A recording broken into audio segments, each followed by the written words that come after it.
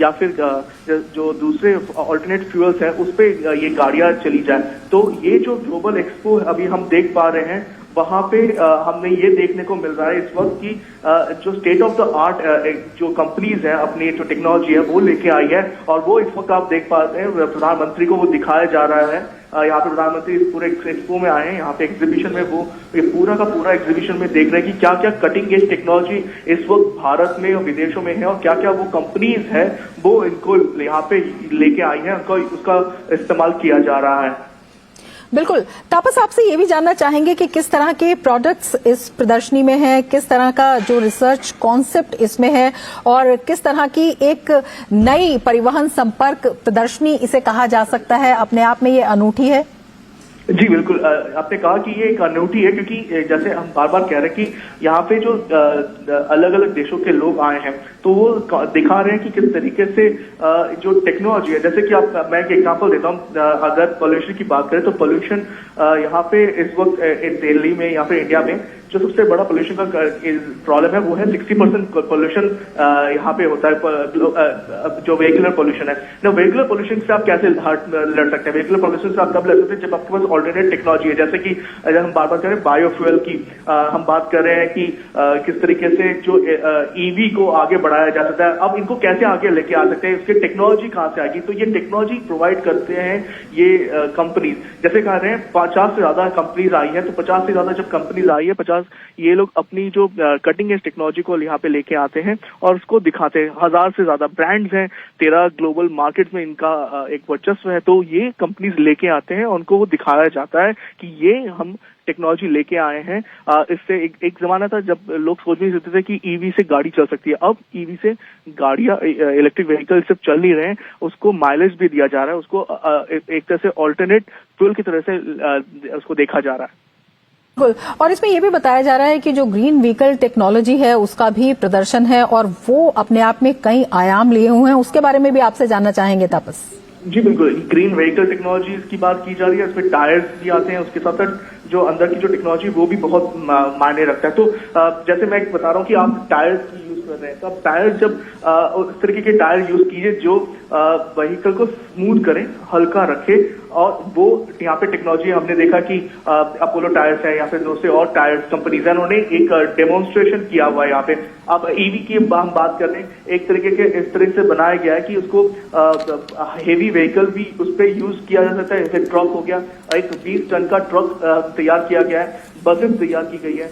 इसके साथ साथ जो हम बार बार बात करें हाइड्रोजन सेल की, हाइड्रोजन सेल के साथ किस तरीके से चलाया जा सकता है वो उस पर काम किया जाए। तो एक ये सारी चीजें कंटिन्यूसली काम किया जा रहा है इन सब चीजों पे, तो ये टेक्नोलॉजी लेके आया जा रहा है। बार बार हम बात करें भारत 2070 तक नेट न्यूट्रल होने की तैयारी कर रहा है, उसका जो लक्ष्य है 2070 तक, प्रधानमंत्री का नारा है कि 2070 तक नेट न्यूट्रल भारत बनेगा। नेट न्यूट्रल बनने में 2-3 चीजें अहम है। एक कि आप ग्लोबल कंबशन कम करें, आप ज्यादा से ज्यादा पेड़ पौधे लगाएं जिससे कि जो कार्बन नेट न्यूट्रलिटी है वो बढ़ता है। जो तीसरा और अहम है कि जो टेक्नोलॉजी के जरिए आप इस तरीके से जो कार्बन एमिशन है उसको रोक सके। तो ये जो टेक्नोलॉजी के जरिए कार्बन एमिशन जो मैं पहले भी मैंने बताया कि 60% व्हीकुलर पोल्यूशन से या प्रॉब्लम होती है हमारे यहाँ पे पोल्यूशन की, तो वो 60% को अगर हम किस तरीके से कम कर पाए, और ये कम कैसे कर सकते हैं जब हम अलग अलग तरीके की टेक्नोलॉजी को यूज करके यहाँ पे उसको यूज करें, और ये टेक्नोलॉजी डेमोन्स्ट्रेशन यहाँ पे किया जा रहा है इस एक्सपो के जरिए। बिल्कुल, आपसे ये भी जानना चाहेंगे कि जब 50 देशों के 600 के करीब 600 से ज्यादा एग्जीबिटर्स हैं जो इसमें शामिल हो रहे हैं, कई बड़ी कंपनियां हैं जो नए नवाचारों के साथ, नई तकनीक के साथ आ रहे हैं, तकनीक का आदान प्रदान भी होगा और बहुत सी इस तरह की चीजों की, इससे जो हम परिवहन के क्षेत्र में या इस पूरे क्षेत्र में तकनीक के योगदान से कितना बड़ा बूम देख सकते हैं, कितना बड़ा उछाल देख सकते हैं तापस? देखिए, तकनीक जो है वो बहुत अहम है। तकनीक जिसके पास है आज की डेट में 21st सेंचुरी में टेक्नोलॉजी के जरिए ही आप आगे बढ़ सकते हैं। तो टेक्नोलॉजी जो है इस वक्त बहुत अहम हो जाती है।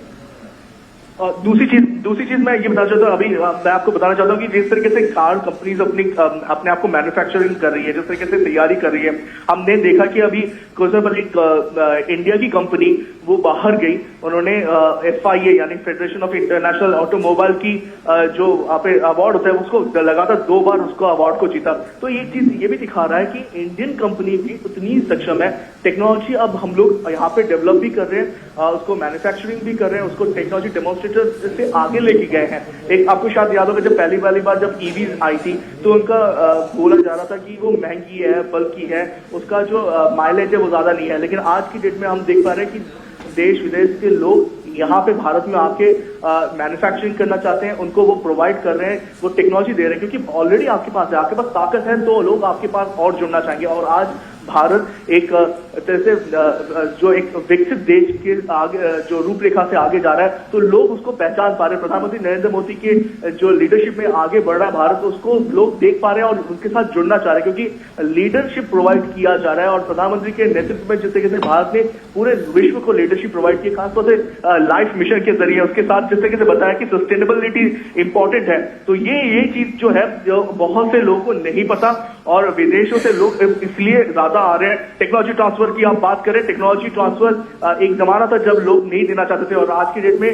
कंपनीज आगे आ रही है, इंडियन कंपनीज के साथ समझौता कर रही है, MOUs कर रही है कि किस तरीके से टेक्नोलॉजी ट्रांसफर के साथ साथ उनको भारत में भी एक तरह से एक समय मिल पाए। बिल्कुल। तापस, आपसे ये भी जानना चाहेंगे कि जिस तरह से ये एक बहुत ही बड़ा प्लेटफॉर्म है जिस पर अगर हम परिवहन संपर्क की बात करते हैं तो उससे जुड़े जितने भी उद्योग हैं या उससे जुड़े जितने भी उसके पक्ष हैं यहाँ पर रखे जाएंगे, और उसके साथ ही जो टेक्नोलॉजी के आदान प्रदान की आप बात कर रहे हैं वो भी। तो ऐसे में जो विभिन्न इसके पक्ष आते हैं उसमें किस तरह के समाधान और उसको देखते हुए किस तरह का एक बड़ा विजन भी देखने को मिलेगा, किस तरह से एक बड़ा समाधान का रास्ता भी मिलेगा?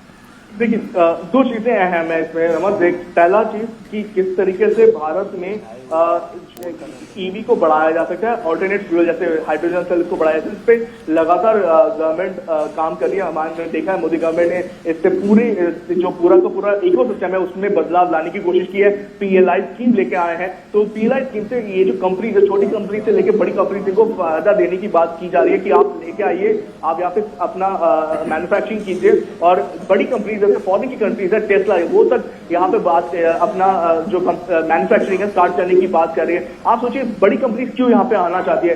A, बड़ा मार्केट है, B, भारत एक स्टेबिलिटी प्रोवाइड करता है, ना सिर्फ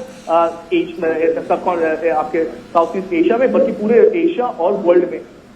यहाँ पे हम जियोपॉलिटिकल देख रहे हैं किस तरीके से 2 जगहों पे कॉन्फ्लिक्ट चल रहा है, रशिया और यूक्रेन से लेके आप अगर यहाँ पे देखें वेस्ट एशिया में देखें, और इनके बीच में भारत एक तरह से प्रोवाइड करता है लीडरशिप, एक तरह से प्रोवाइड करता है स्टेबिलिटी पूरे रीजन के लिए। तो कंपनी को क्या चाहिए होता है कि वो स्टेबिलिटी प्रोवाइड की जाए, उनको एक प्रोवाइड किया जाए एक तरह से एक पूरा इकोसिस्टम, और वो इकोसिस्टम इस वक्त भारत में मौजूद है, और उसी का फायदा सब उठाना चाहते हैं। सिर्फ भारतीय कंपनी नहीं, विदेश की कंपनी जो यहाँ पे आके उस तरीके से काम करना चाहते हैं। तो ये एक तरह से भारत के लिए सिर्फ नहीं, पूरे विश्व के लिए बहुत बड़ी बात है। जैसे मैंने पहले कहा कि प्रधानमंत्री नरेंद्र मोदी के नेतृत्व में भारत ने एक स्टेबिलिटी, एक नेतृत्व प्रोवाइड किया है पूरे विश्व को। सस्टेनेबिलिटी मिशन लाइफ के साथ साथ किस तरीके से आप आगे जा सकते हैं। इसके साथ ही अगर हम मोटर वाहन उद्योग की बात करते हैं और जिस तरह से ये पूरा एक सेक्टर है, इसमें भारत की जो क्षमताएं हैं उनका प्रदर्शन और उनसे एक आपको लगता है कि एक नेतृत्व की एक राह भी निकलती हुई दिखाई देती है? जी बिल्कुल। जो बाबा मोबिलिटी की बात करें, मोबिलिटी सिर्फ एक चीज में नहीं, मोबिलिटी है कनेक्टिविटी। जब प्रधानमंत्री ने गति शक्ति की बात की, उसके साथ साथ ये मोबिलिटी आती है।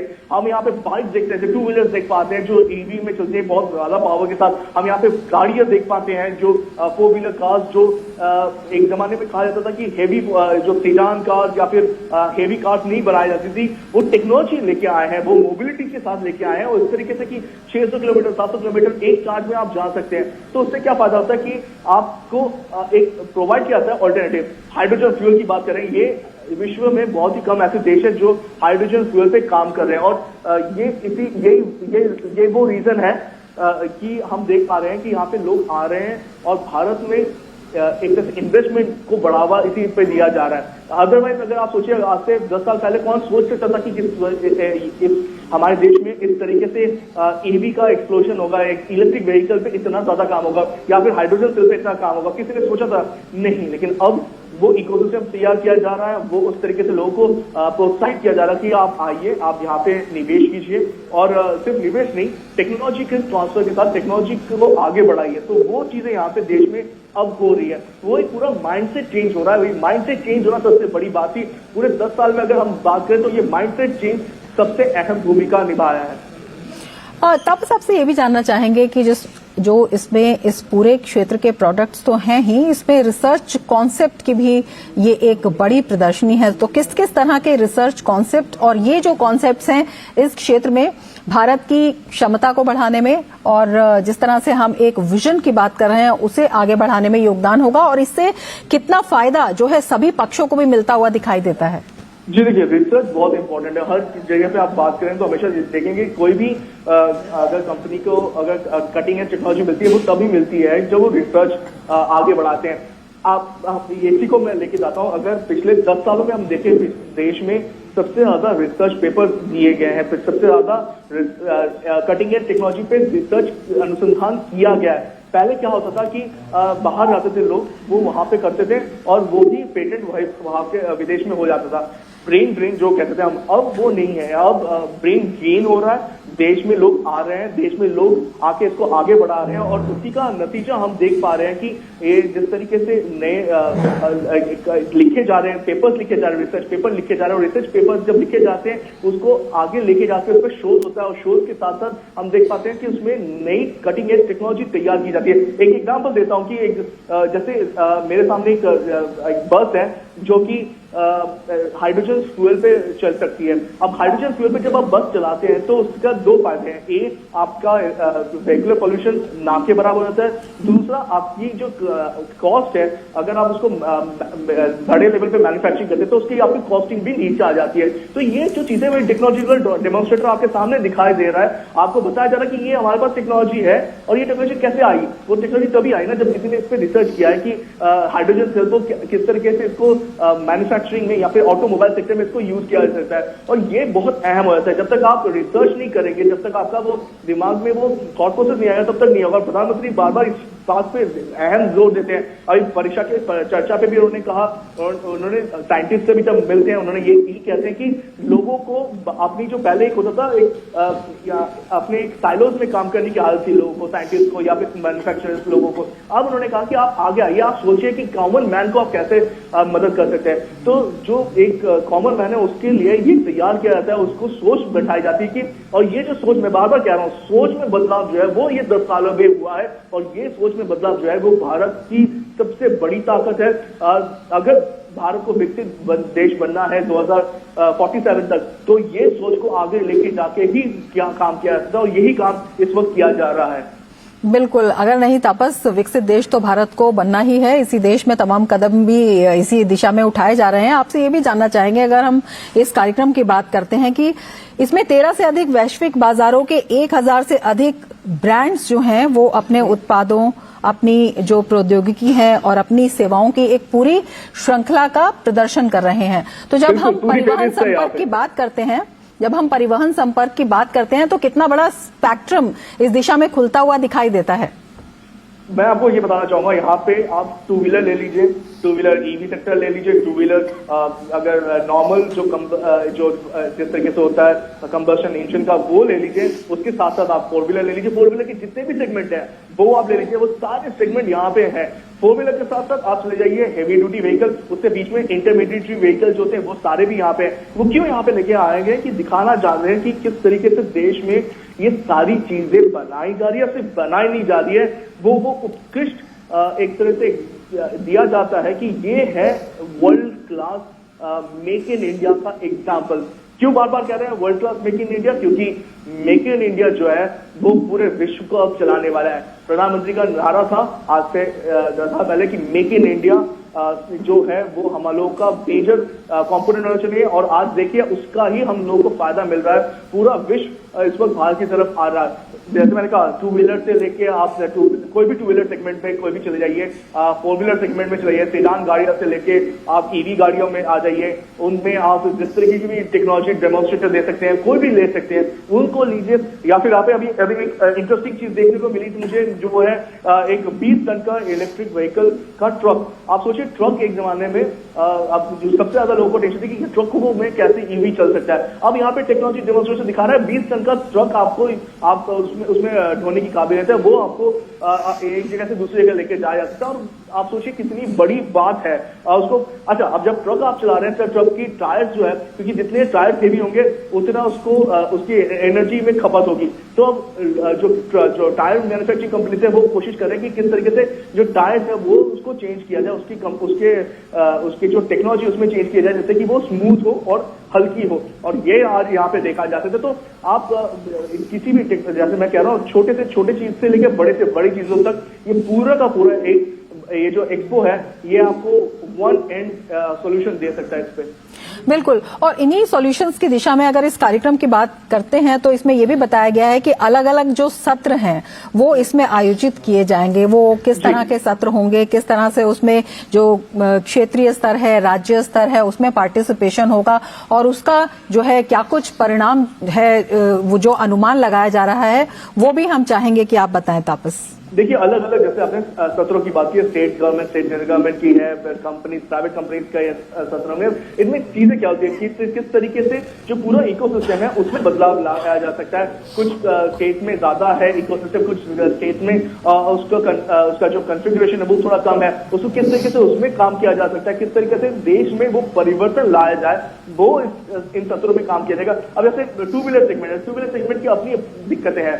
टू व्हीलर सेगमेंट में जो ईवी है उनकी अपनी दिक्कत है, उसके जो नॉर्मल जो व्हीकल्स है टू व्हीलर के, जैसे बाइक हो गया या फिर स्कूटी हो गया, उनकी अलग दिक्कत है। तो वो इन सब सत्रों में बैठ के डिस्कशन किया जाती है। अगर हम बात करें गाड़ियों की, गाड़ियों में अलग अलग सेगमेंट है, अलग अलग सेगमेंट की जो दिक्कत है वो अलग तरीके से ही एक्सप्लेन की जा सकती है। एक जगह पे उसको बैठ के एक्सप्लेन करना मुश्किल है। अलग अलग टोपोग्राफी है, जैसे डाउन साउथ उसका अलग प्रॉब्लम है। अगर हम नॉर्थ वेस्ट इंडिया की बात करें, वहां पे मैन्युफैक्चर को अलग प्रॉब्लम फेस करनी पड़ती है। तो ये एक जगह पे सारी प्रॉब्लम्स को बैठ के डिस्कस करना, और डिस्कशन जो है वो सबसे पहला जो स्टेप होता है किसी भी प्रॉब्लम को हल करने का, और यही यहाँ पे किया जाने की कोशिश की जा रही है। बिल्कुल तापस, और सबसे महत्वपूर्ण बात यह है कि जिस तरह से प्रधानमंत्री ने इस प्रदर्शनी का निरीक्षण किया, जिस तरह से हर चीज की, हर पहलू की बारीकी से वो समीक्षा कर रहे हैं, बातचीत कर रहे हैं, और इस लेवल पर जब लीडरशिप तमाम चीजों में इंटरेस्ट दिखाती है, केवल इंटरेस्ट नहीं दिखाती बल्कि रुचि के साथ उसको आगे बढ़ाने का काम करती है, ये जो नेतृत्व की क्षमता है ये प्रत्येक क्षेत्र को कितना आगे ले जाती है तापस? बिल्कुल, ये तो बहुत अहम चीज हो जाती है कि किस तरीके से आप इसको आगे ले। आपका आभार माननीय प्रधानमंत्री जी। Namaskar and good evening. We welcome our distinguished guests and dignitaries to the Bharat Mobility Global Expo 2024, India's largest and first of its kind mobility exhibition with focus on the theme Beyond Boundaries, Co-Creating Future Automotive Value Chain. विश्व अर्थव्यवस्था में एक bright spot के तौर पर पहचाना जा रहा तथा अमृत काल से स्वर्णिम काल की यात्रा तय कर रहे भारत के लिए ये एक महत्वपूर्ण पड़ाव है। Honorable Prime Minister, on this occasion we are honored by your gracious presence. Let us greet Honorable Prime Minister with loud applause once again.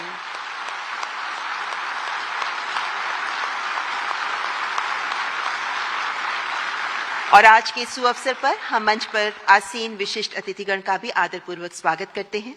Shri Piyush Goyal, honourable minister of commerce and industry, consumer affairs and food and public distribution and textiles. Shri Nitin Gadkari, honourable minister for road transport and highways. Shri Hardeep Singh Puri, honourable minister of petroleum and natural gas, housing and urban affairs.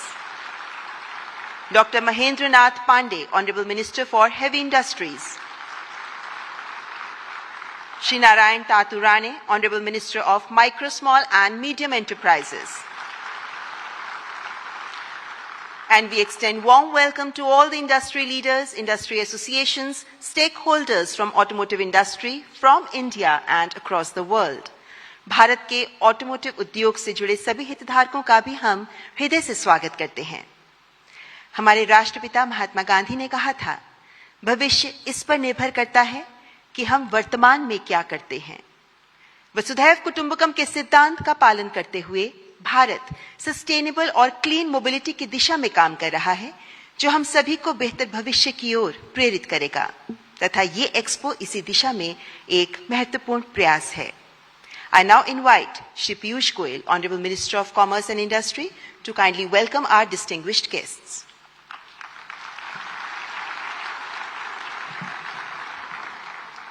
नमस्कार।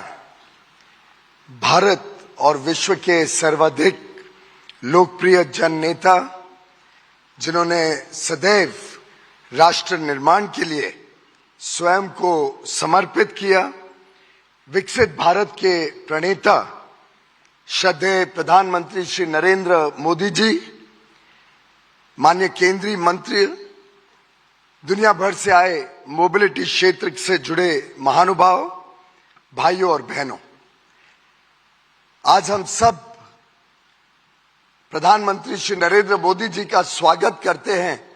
बहुत ही व्यस्त अपने कार्यक्रम के बीच parliament चल रही है, उसके बावजूद हमारे क्षेत्र का हौसला बढ़ाने के लिए, हम सबको आगे के लिए और ऊर्जा देने के लिए आपने आज के कार्यक्रम को स्वीकार किया। इसके लिए आपका कोटि कोटि धन्यवाद, साधुवाद। माननीय प्रधानमंत्री जी के निर्णायक और कुशल नेतृत्व में सबका प्रयास के मूल मंत्र पर आज हम सभी सर्वसमावेशी विकास और अमृत काल में तेजी से विकसित भारत बनाने के लिए पूरी निष्ठा और कर्तव्य भावना से आगे बढ़ रहे हैं। माननीय प्रधानमंत्री जी, आपने भारत की अर्थव्यवस्था को जिस प्रकार से पिछले 10 वर्षों में मजबूत बनाकर, एक प्रकार से फ्रैजाइल 5 इकोनॉमी, जहां पे विश्व ने भरोसा ही छोड़ दिया था भारत के ऊपर, भारत के पासपोर्ट की भी वैल्यू, हम किधर भी जाते दुनिया में तो कोई बहुत इज्जत नहीं मिलती थी। आपने 10 वर्षों में पूरी तरीके से कायाकल्प करके देश के गरीब, देश के युवा, देश की नारी शक्ति और देश के किसानों के जीवन में अमूल चूल परिवर्तन कर उन्हें सशक्त बनाया, उनको एक उज्जवल भविष्य के लिए आकांक्षी बनाया। देश कहां एक तरफ 10 साल पहले रोजमर्रा की समस्याओं से जूझ रहा था, आज हर भारतवासी बड़ी उमंग के साथ, बड़े उत्साह के साथ एक विकसित भारत बनाने में जुट गया है।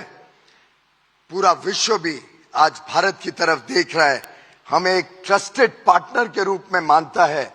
और आपके नेतृत्व में जिस प्रकार से G20 शिखर सम्मेलन में, जो भारत मंडपम में ही हुआ, उसमें जिस प्रकार से देशवासियों ने पूरी तरीके से लगकर G20 में भारत की प्राथमिकता को देखा, उसका आनंद लिया। 60 से अधिक स्थानों पर 200 से अधिक मीटिंगें हुई, पूरे विश्व को ध्यान में आया। अब ये भारत रुकने वाला नहीं है, अब ये भारत तेज गति से आगे बढ़ने वाला भारत है। अब ये विश्व का नेतृत्व करने वाला भारत है और विश्व का नेतृत्व आपके कंधों पर आज पूरे विश्व की उम्मीदें टिकी हुई हैं कि आप विश्व का नेतृत्व करेंगे।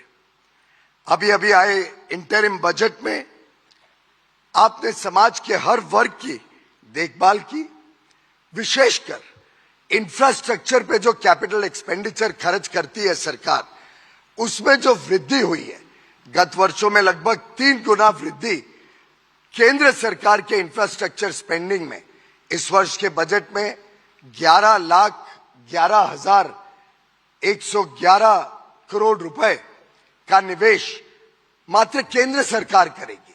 इसके अतिरिक्त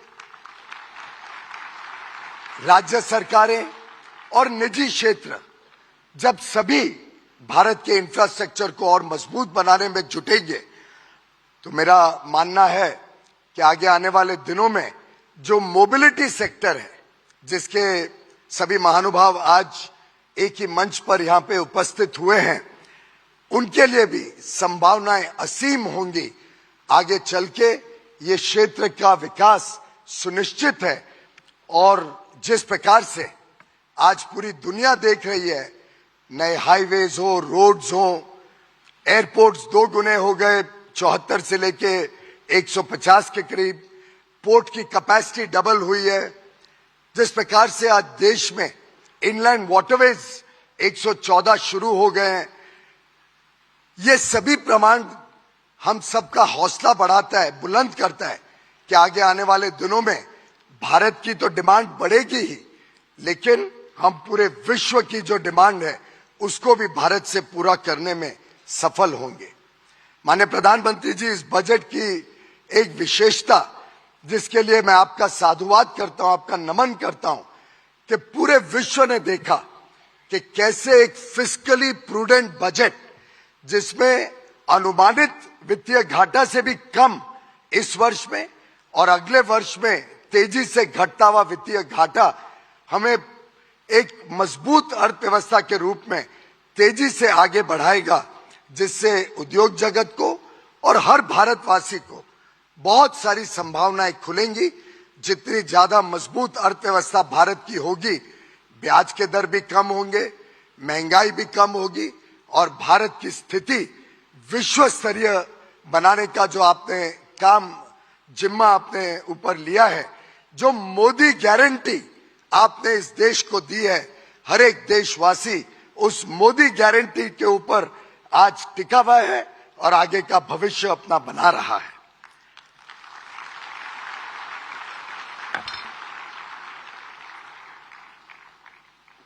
मित्रों, माननीय प्रधानमंत्री जी के मन में यह स्पष्ट था कि अगर भारत को विश्व पटल पर अपनी उपलब्धियां बतानी है, विश्व पटल पर भारत की जो क्षमताएं हैं वो पहुंचानी है, तो उसके लिए हमें अच्छी व्यवस्थाएं भी चाहिए जिसमें एग्जीबिशंस हो सके, कॉन्फ्रेंसेस हो सके। और मैं माननीय प्रधानमंत्री जी का धन्यवाद करता हूं कि भारत मंडपम और यशोभूमि दिल्ली में 2 ऐसे बड़े स्थान आपके मार्गदर्शन में, आपकी दूरदर्शी सोच के कारण, जो विजन आपने हम सबको दी कि देश में और भारत में ऐसी संस्थाएं खड़ी हों और ऐसी सुविधाएं उपलब्ध हों कि दुनिया जब आए तो टेंटों में यहां पे एग्जीबिशन नहीं होगा, टूटे फूटे हॉलों में एग्जीबिशन नहीं होगा। ऐसी विशाल परिस्थिति, ऐसे विशाल परासर में जो आज यहां उपलब्ध है, अब भारत दुनिया को दिखाता है कि हम में कितना दम है, हम क्या कर सकते हैं।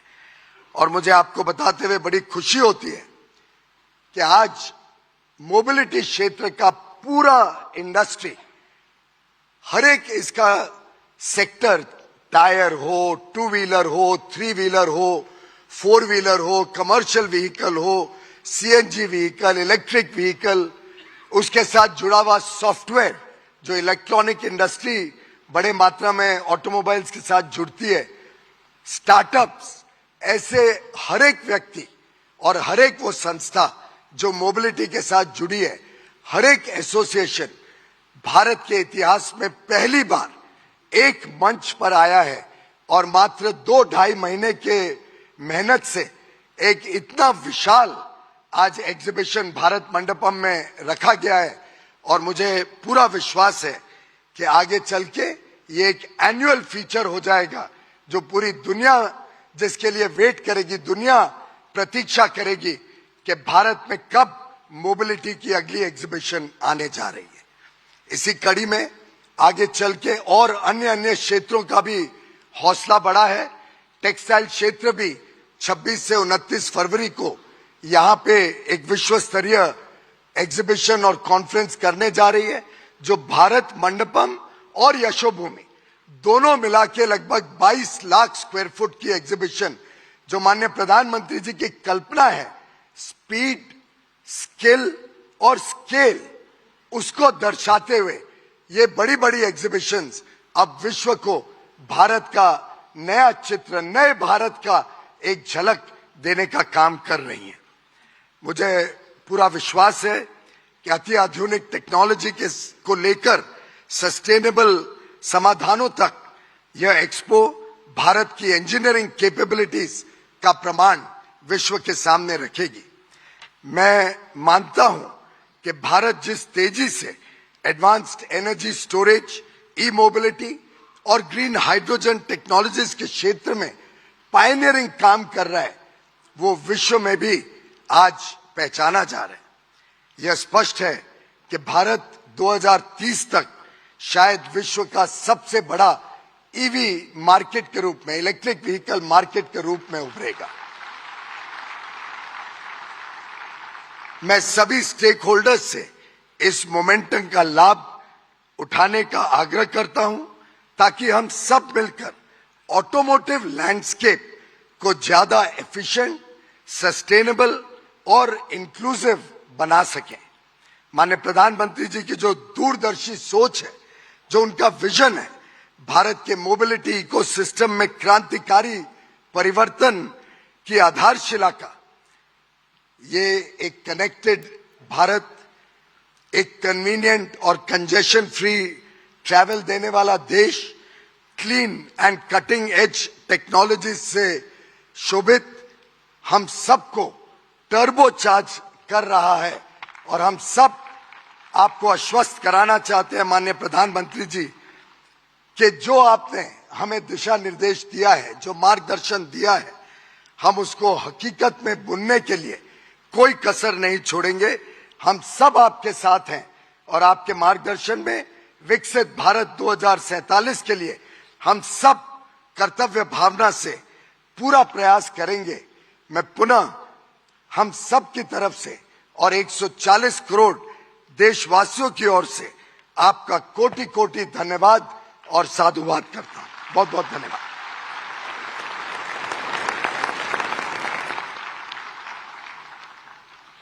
बहुत बहुत धन्यवाद केंद्रीय वाणिज्य मंत्री श्री पीयूष गोयल जी। मान्यवर, भारत मोबिलिटी ग्लोबल एक्सपो 2024 का आयोजन ऐसे समय में किया जा रहा है जब भारत का मोबिलिटी सेक्टर एक बड़े परिवर्तन के शिखर पर है। इसका परिदृश्य तेजी से बदल रहा है। It's becoming bigger and greener. इस एक्सपो के पीछे की अवधारणा क्या है? एक फिल्म के माध्यम से इस अवधारणा को आपके समक्ष रखना चाहेंगे। Let's watch this short film. Since the dawn of civilization, economies have witnessed growth on wheels. Led by national aspirations and visionary leaderships, technologies behind the wheels have transformed nations. Today, India is set to emerge as the fastest growing economy in the world with strong economic fundamentals. Our new age citizens need innovative, fast and efficient mobility solutions that cater to their needs of transportation and environmental sustainability.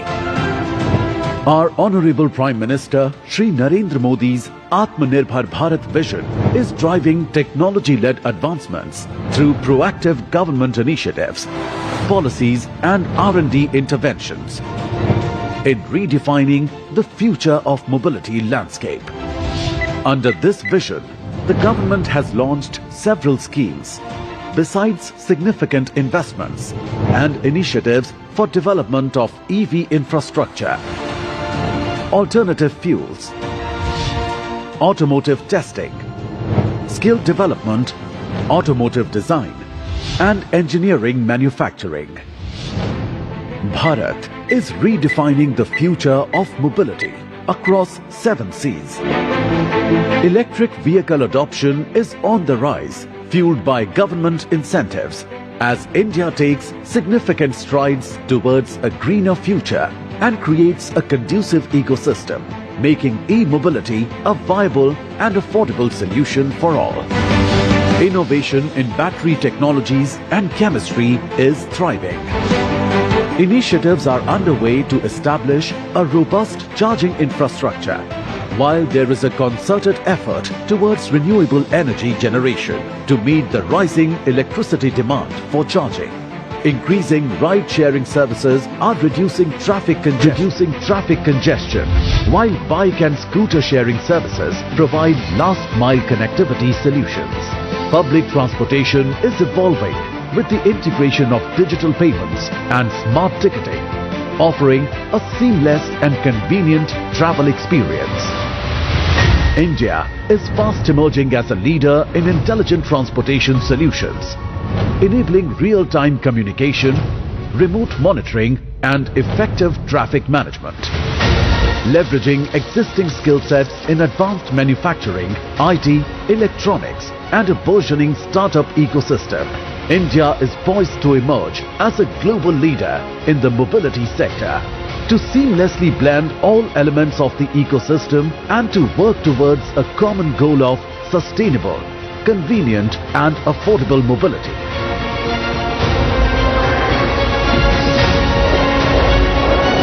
We proudly present the Bharat Mobility Global Expo 2024. The future of mobility is here.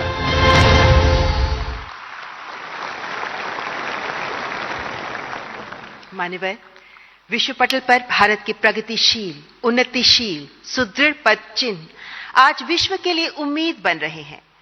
भारतवासियों की सेवा में सदैव तत्पर, विकास और प्रगति का पर्याय बन, अपने निर्णायक नेतृत्व और दूरदर्शिता से भारत को विश्व पटल पर स्थापित करने में कार्यरत भारत के यशस्वी प्रधानमंत्री माननीय श्री नरेंद्र मोदी जी के प्रखर नेतृत्व से ही ये संभव हो पाया है। Ladies and gentlemen, I now humbly request Honorable Prime Minister of India, Shri Narendra Modi ji, to address the august gathering.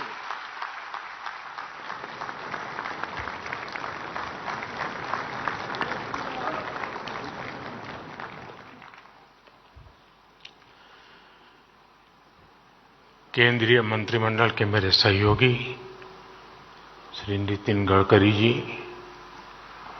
Narayan Rane ji, Piyush Goyal ji, Hardeep Singh Puri ji, Mahendra Nath Pandey ji, industry के सभी दिग्गज, अन्य महानुभाव, देवी और सज्जनों, अभी मैं पीयूष जी को सुन रहा था। वो कह रहे थे कि आप आए तो हमारा हौसला बढ़ जाता है, लेकिन मैं देख रहा तो यहां तो सारे हॉर्स पावर लोग वाले बैठे हैं।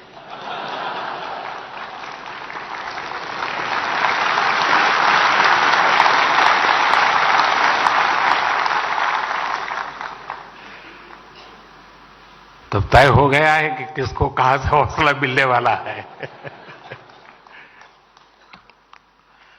सबसे पहले तो मैं ऑटोमोटिव इंडस्ट्री को इस शानदार आयोजन के लिए बहुत बहुत बधाई देता हूं। मैं आज हर स्टॉल पर तो नहीं जा पाया, लेकिन जितने भी स्टॉल्स मैंने देखे वो बहुत ही प्रभावित करने वाले थे। हमारे देश में ये सब हो रहा है, देखते हैं तो और आनंद हो जाता है। मैंने तो कभी गाड़ी खरीदी नहीं है, इसलिए मुझे कोई अनुभव नहीं है, क्योंकि मैंने कभी साइकिल भी नहीं खरीदी है। मैं दिल्ली के लोगों को भी कहूंगा कि इस एक्सपो को आकर जरूर देखें। ये आयोजन मोबिलिटी कम्युनिटी और पूरी सप्लाई चेन को एक मंच पे लाया है। मैं आप सभी का भारत मोबिलिटी ग्लोबल एक्सपो में अभिनंदन करता हूं और आप सबको बहुत बहुत शुभकामनाएं देता हूं। शायद आप में से कुछ लोगों को स्मरण होगा कि जब मेरी पहली टर्म थी, उस समय मैंने एक ग्लोबल लेवल की मोबिलिटी कॉन्फ्रेंस प्लान की थी। और उस समय की चीजें अगर आप निकाल के देखोगे तो बैटरी पर हमारा फोकस क्यों होना चाहिए, इलेक्ट्रिक व्हीकल की तरफ हमें कैसे जल्दी जाना चाहिए, इन सारे विषयों पर बहुत विस्तार से वो समिट हुआ था। ग्लोबल एक्सपर्ट्स आए थे। और आज मेरी दूसरी टर्म में मैं देख रहा हूं कि खासी मात्रा में प्रगति हो रही है और मुझे विश्वास है कि तीसरी टर्म में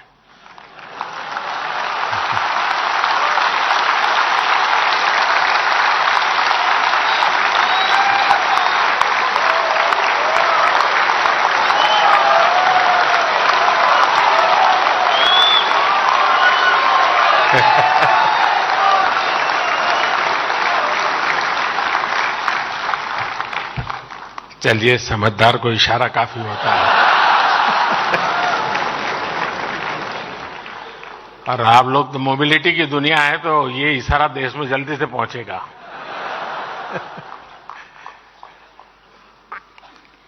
साथियों, आज का भारत 2047 तक विकसित भारत बनाने के लक्ष्य को लेकर आगे बढ़ रहा है। इस लक्ष्य की प्राप्ति में मोबिलिटी सेक्टर एक बहुत बड़ी भूमिका अदा करने वाला है।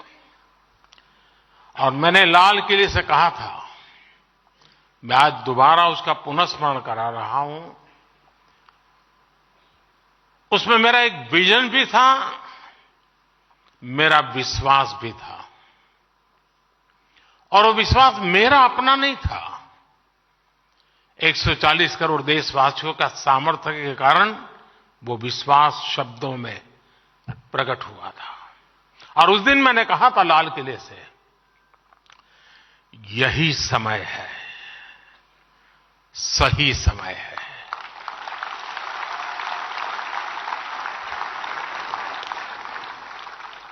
ये मंत्र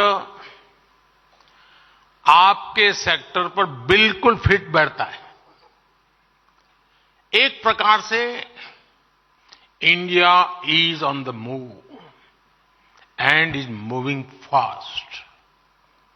भारत के मोबिलिटी सेक्टर के लिए एक तरह से गोल्डन पीरियड का प्रारंभ है। आज भारत की अर्थव्यवस्था का तेजी से विस्तार हो रहा है।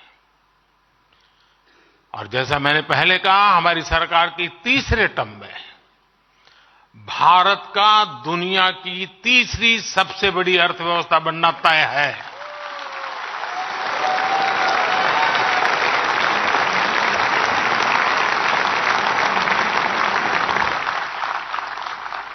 हमारी सरकार के प्रयासों से पिछले 10 वर्षों में करीब 25 करोड़ लोग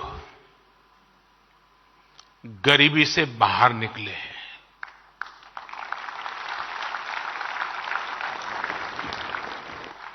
और जब वो गरीबी से बाहर निकलता है ना, तब उसके सपनों में पहली 5 चीजों में क्या होता है? एक आप होते हैं। चाहे वो साइकिल खरीदने का चाहेगा, चाहे स्कूटी खरीदना चाहेगा, चाहे स्कूटर, और हो सके तो 4 व्हीलर। उसका पहला ध्यान आप ही पर जाने वाला है। और ये 25 करोड़ लोग गरीबी से बाहर आए हैं।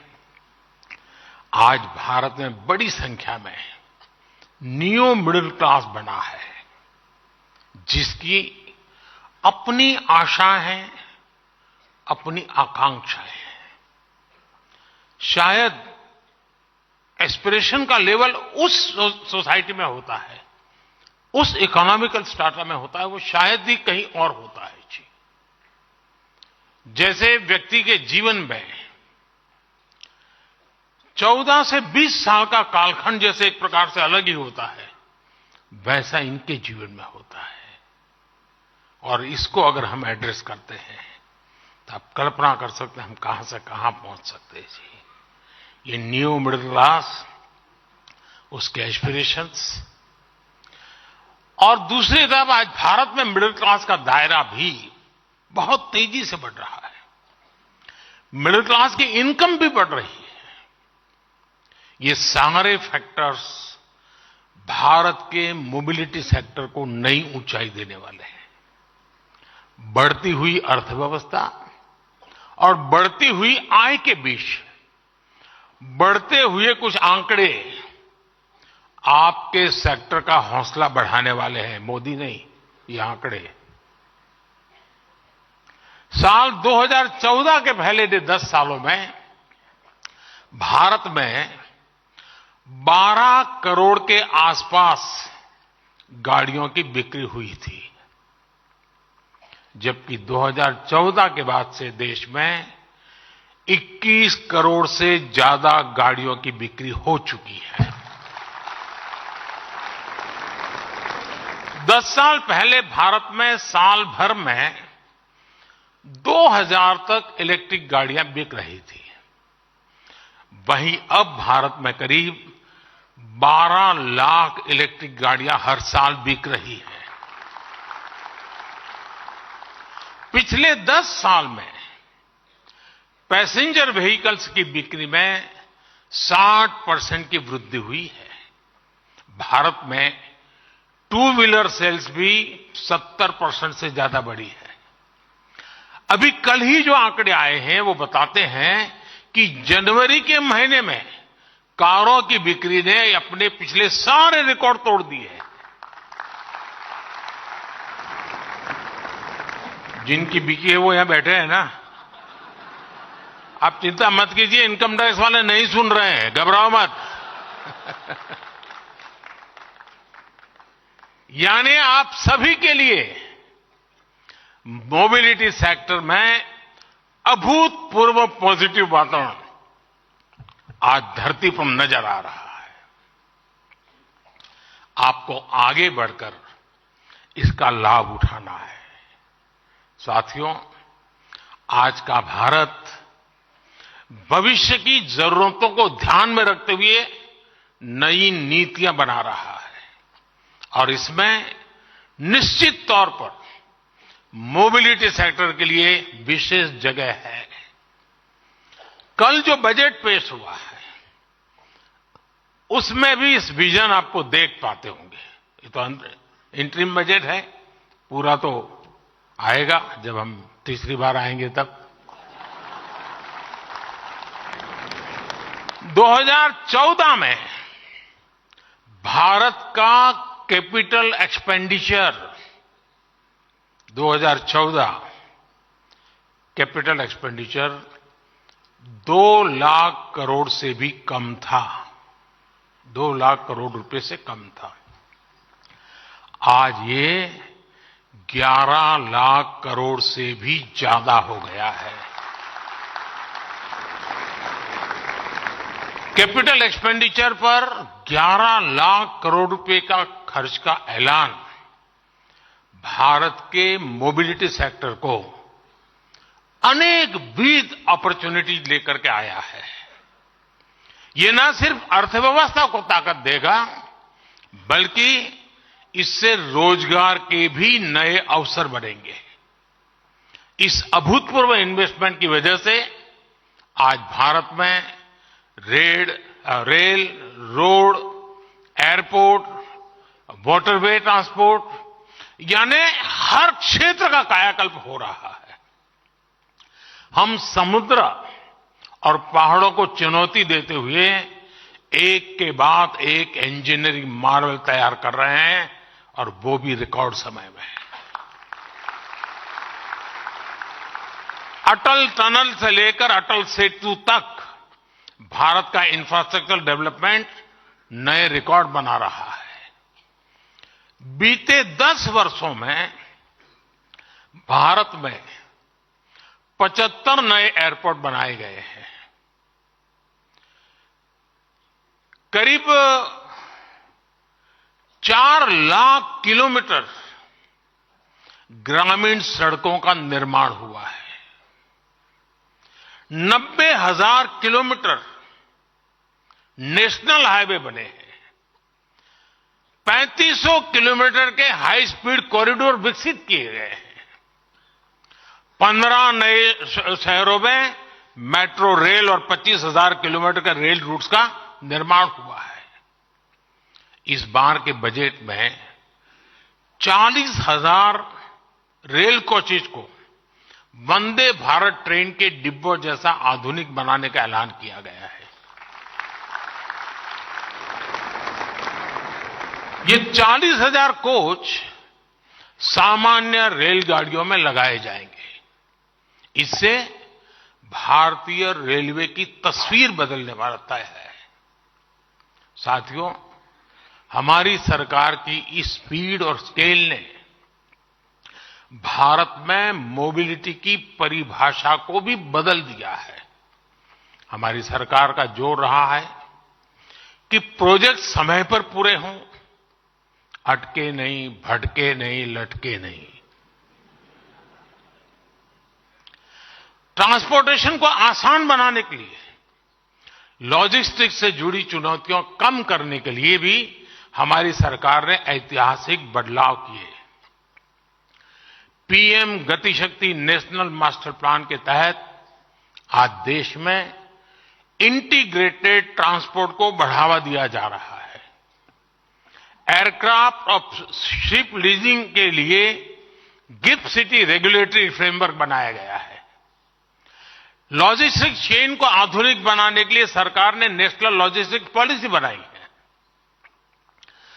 सामान की ढुलाई में समय कम लगे, पैसा कम लगे, इसके लिए डेडिकेटेड फ्रेट कॉरिडोर विकसित किए गए हैं।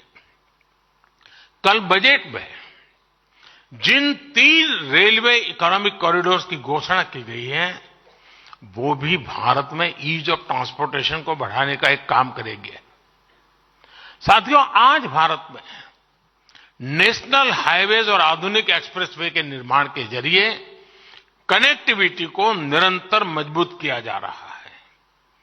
जीएसटी ने न सिर्फ सामानों की आवाजाही को तेज किया है, बल्कि राज्यों के बॉर्डर्स पर जो चेकपोस्ट होते थे, उन्हें भी खत्म किया है।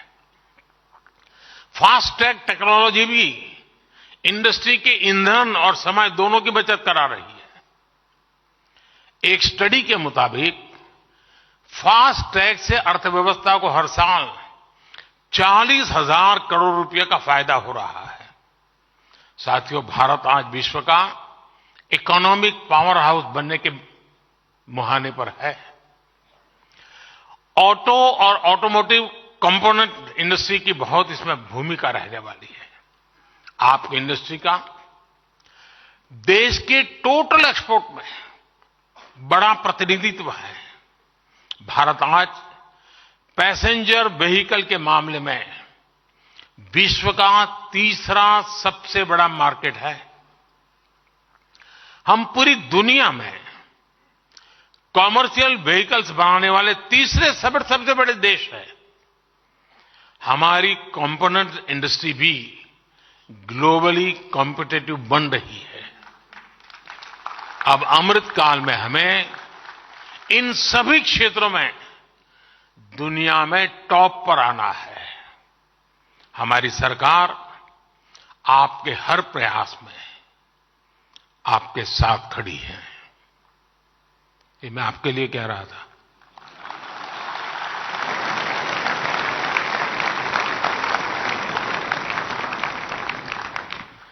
आपकी इंडस्ट्री के लिए सरकार ने 25,000 करोड़ रुपए से ज्यादा की प्रोडक्शन लिंक इंसेंटिव स्कीम बनाई है।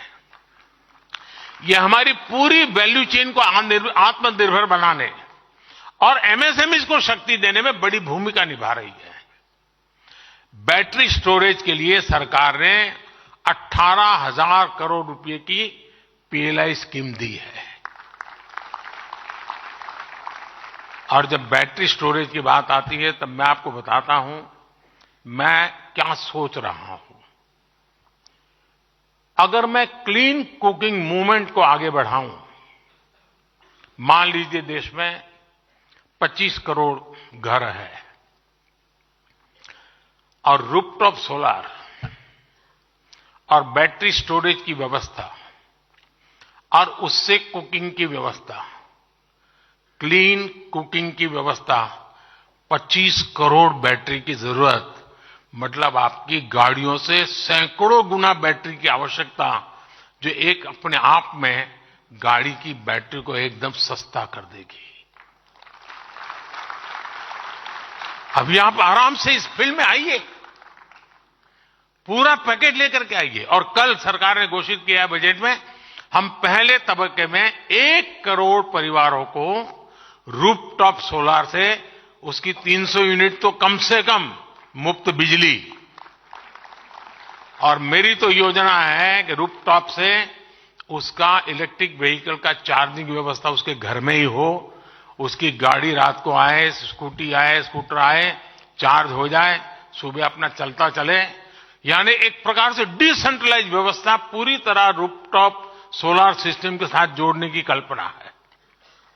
ये सारी चीजें आपके भविष्य की योजनाओं के में दिमाग में रख करके प्लान कीजिए, मैं आपके साथ हूं।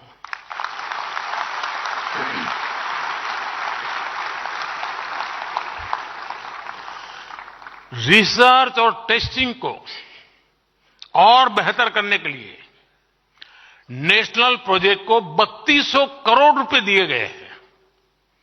नेशनल इलेक्ट्रिक मोबिलिटी मिशन की मदद में भारत में इलेक्ट्रिक व्हीकल्स के निर्माण को नई गति मिली है। ईवी की डिमांड को बढ़ावा देने के लिए सरकार ने करीब 10,000 करोड़ रुपए का निवेश किया है। हमारी सरकार की फेम स्कीम भी बहुत सफल रही है। इस स्कीम के तहत आज राजधानी दिल्ली समेत कई शहरों में हजारों इलेक्ट्रिक बसें चलनी शुरू हुई है। सरकार ईवी चार्जिंग स्टेशन बनाने के लिए भी सब्सिडी दे रही है। साथियों, रिसर्च और इनोवेशन को प्रोत्साहित करने के लिए कल के बजट में, जैसा मैंने कहा, 1 लाख करोड़ रुपए, 1 लाख करोड़ रुपए की फंड की घोषणा की है। स्टार्टअप्स को मिल रही टैक्स छूट को और विस्तार देने का भी निर्णय कर लिया है। इन फैसलों से भी मोबिलिटी सेक्टर में नई संभावनाएं पैदा होगी। ईवीज के सामने आज सबसे बड़ी चुनौती उसकी कॉस्ट और बैटरीज की है। इस फंड का इस्तेमाल इस क्षेत्र में रिसर्च के लिए हो सकता है। हमारी रूफटॉप सोलर स्कीम में भी ईवी मैन्युफैक्चरिंग से जुड़ा कंपोनेंट है, जिससे ऑटो सेक्टर को भी मदद मिलेगी। जब सोलर रूफटॉप की संख्या बढ़ेगी तो स्वाभाविक है कि बड़ी संख्या में बैटरीज की भी जरूरत होगी। आपके लिए इस सेक्टर में भी विकास की बहुत बड़ी संभावनाएं हैं। और मैं तो एक और बात कहूंगा, क्यों नहीं हमारी इंडस्ट्री ऐसी रिसर्च करती जिसमें भारत में मौजूद रॉ मटेरियल से ही नई तरीके की बैटरीज बनाई जाए। क्योंकि दुनिया को चिंता है कि ये रॉ मटेरियल कितने लंबे अरसे तक चलेगा और तब क्या होगा। हम अभी से क्यों ना ऑल्टरनेट ले। मैं समझता हूं कि देश दे सकता है। काफी लोग सोडियम पे काम कर भी रहे हैं। और सिर्फ बैटरी ही नहीं, ऑटो सेक्टर को ग्रीन हाइड्रोजन और इथेनॉल के क्षेत्र में भी नई रिसर्च को बढ़ावा देना चाहिए। हमारे स्टार्टअप्स ने ड्रोन सेक्टर को भारत में नई उड़ान दी है। इस फंड का इस्तेमाल ड्रोन से जुड़ी रिसर्च में भी हो सकता है। आज हमारे वाटरवेज ट्रांसपोर्ट के बहुत ही कॉस्ट इफेक्टिव माध्यम बनकर उभरे हैं। भारत की शिपिंग मिनिस्ट्री अब स्वदेशी टेक्नोलॉजी का इस्तेमाल करके हाइब्रिड वेसल्स बनाने की दिशा में आगे बढ़ रही है। आपको भी इस दिशा में जरूर आगे आना चाहिए। साथियों, आज इंडस्ट्री के आप सभी दिग्गजों के बीच, मार्केट की इतनी सारी चर्चाओं के बीच, मैं एक मानवीय पहलू की तरफ भी आपका ध्यान दिलाना चाहता हूं। हमारे लाखों ड्राइवर साथी इस मोबिलिटी सेक्टर का एक बहुत बड़ा हिस्सा है। जो ट्रक चलाते हैं, जो टैक्सी चलाते हैं, वो ड्राइवर हमारी सामाजिक और आर्थिक व्यवस्था का एक अभिन्न हिस्सा है। अक्सर ये ड्राइवर्स घंटों घंटों लगातार ट्रक चलाते हैं और मालिक भी क्या समय पर क्यों नहीं आया वहीं से शुरू करता है, कहां रुक गया था। इनके पास आराम का समय नहीं होता। ऐसी मुश्किल परिस्थितियों में कई बार ये लोग सड़क हादसों का भी शिकार हो जाते हैं। ट्रक ड्राइवर्स की इस चिंता, उनके परिवार की इस चिंता को भी हमारी सरकार भली भांति समझती है। मुझे आपको ये बताते हुए खुशी है कि ड्राइवर्स को बीच सफर में आराम देने के लिए केंद्र सरकार ने एक नई योजना पर काम शुरू किया है। इस योजना के तहत सभी नेशनल हाईवेज पर ड्राइवरों के लिए नई सुविधा वाले आधुनिक भवनों का निर्माण होगा। इन भवनों में ड्राइवरों के लिए भोजन, पीने के साफ पानी, शौचालय, पार्किंग और आराम करने की पूरी व्यवस्था होगी। सरकार की तैयारी इस योजना के पहले चरण में देश भर में ऐसे 1000 भवन बनाने से शुरुआत करने की है।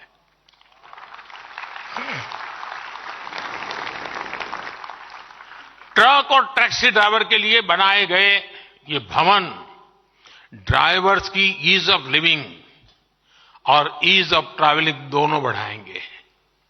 इससे उनकी सेहत भी ठीक रहेगी और दुर्घटनाओं को रोकने में भी बहुत मदद मिलेगी।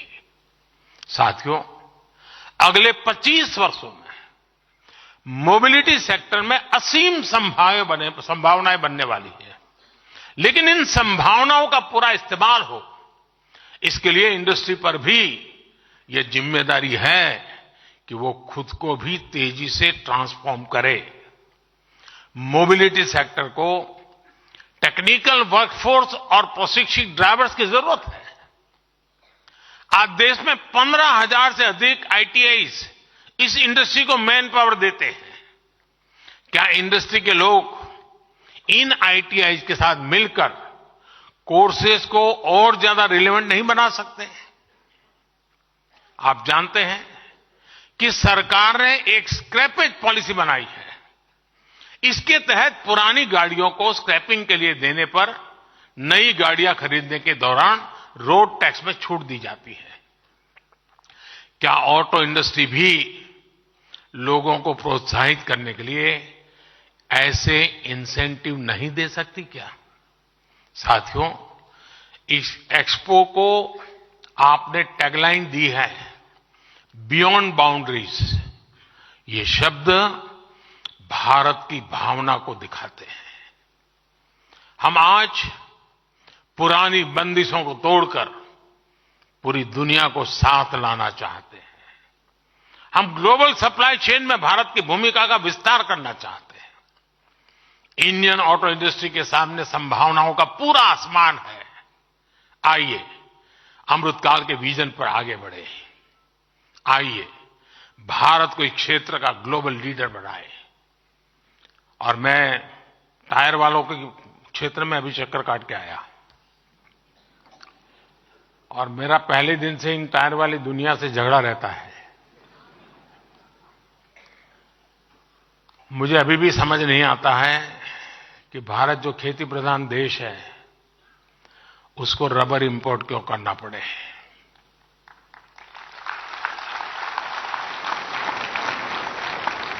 क्या टायर इंडस्ट्री का जो एसोसिएशन है वे मिलकर के किसानों के साथ बैठ करके जो भी टेक्नोलॉजिकल इंटरवेंशन कर रहे हैं, जो भी उनको गाइडेंस देना है और जो उनको एश्योर्ड मार्केट देना है, मैं पक्का मानता हूं हिंदुस्तान का किसान आपकी रबर की आवश्यकता पूरी कर सकता है। आज रिसर्च करके जेनेटिकली मॉडिफाई किए हुए रबर ट्री पर बहुत काम हुआ है, भारत में अभी उसका इतना इस्तेमाल नहीं कर रहे हैं। मैं टायर बनाने वालों से आग्रह करूंगा, रबर इंडस्ट्री के साथ जुड़े हुए जो इंडस्ट्री है उनसे आग्रह करूंगा कि जरा किसानों के साथ जुड़िए तो सही। हम इंटीग्रेटेड, कॉम्प्रिहेंसिव, होलिस्टिक अप्रोच के साथ आगे बढ़े जी। हम टुकड़ों में न सोचे, रबर बाहर से मिल जाता है, चलो यार अपन बनाएंगे, दौड़ाएंगे। अरे कभी ये भी तो सोचे कि मेरा किसान मजबूत होगा तो मेरा देश में 4 गाड़ी और खरीदेगा।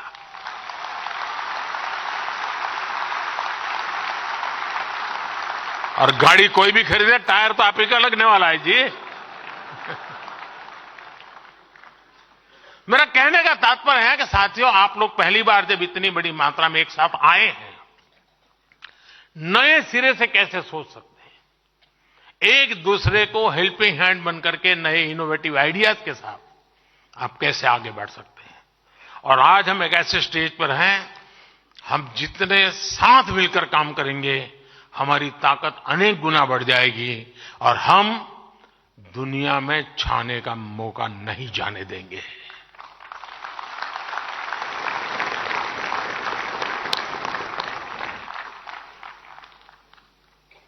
साथियों, डिजाइनिंग के क्षेत्र में भी आज दुनिया में जितने भी बड़े बड़े क्षेत्र हैं, शायद ही कोई ऐसा होगा जिसकी रिसर्च लैब हिंदुस्तान में ना हो। भारत के पास एक टैलेंट है, डिजाइनिंग की टैलेंट है। अब हमें हमारे लोगों के दिमाग से निकली हुई डिजाइन लेकर के आना चाहिए।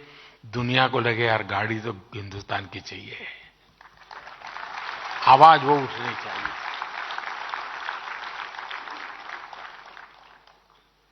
गर्व से वो कहे, रास्ते में जाता है तो कोई भी, अरे ये हमारी मेड इन इंडिया है, जरा देख के गाड़ी तो देखे जरा। मैं मानता हूं ये मिजाज पैदा करना चाहिए।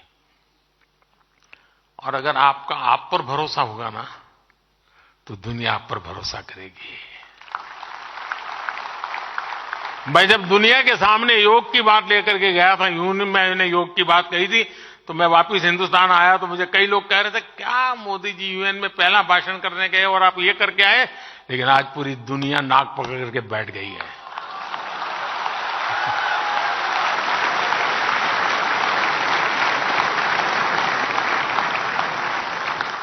अपने आप पर भरोसा करिए, सामर्थ्य के साथ खड़े हो जाइए। विश्व का कोई ऐसा रास्ता ना हो जहां आप नजर ना आए। दोस्तों,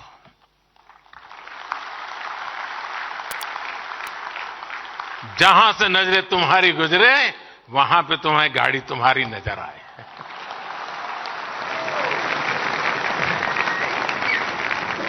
आप सभी को बहुत बहुत शुभकामनाएं। धन्यवाद।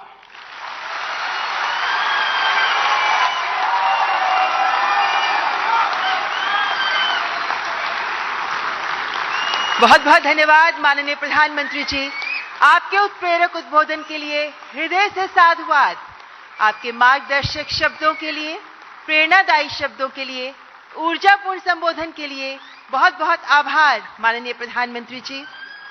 जो विश्वास आपने ऑटोमोटिव उद्योग पर जताया है, आगे बढ़कर उन लक्ष्यों को हासिल करेगा भारत का ऑटोमोटिव उद्योग।